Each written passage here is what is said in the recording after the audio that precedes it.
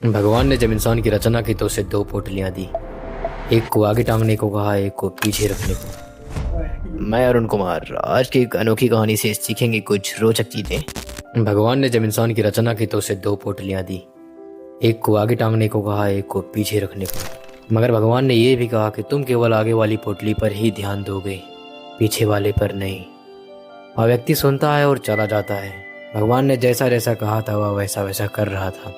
भगवान की कहे अनुसार वह आगे पोटली पर ही ध्यान दे रहा था, क्योंकि वो आगे वाली पोटली में उसकी कमियां थी और पीछे वाली पोटली में दूसरों की कमियां थी। वह खूब तरक्की कर रहा था, उसकी ज़िंदगी एकदम मज़े से कट रही थी।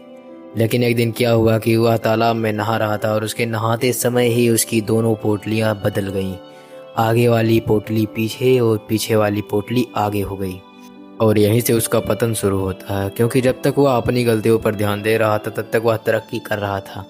लेकिन जैसे ही पोटली चेंज हुई और दूसरों की गलतियों पर उसने ध्यान देना शुरू किया, उसे पूरी दुनिया में कमी ही कमी नज़र आने लगी। उसे सरकार में कमी, बच्चों में कमी, सारी चीज़ों में कमी ही कमी नज़र आने लगी।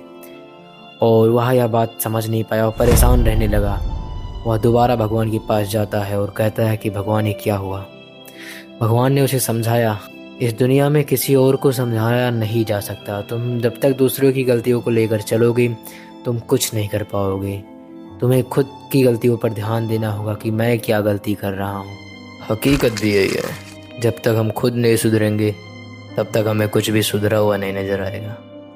आप स्वयं सुधरिए, सब कुछ सुधर जाएगा।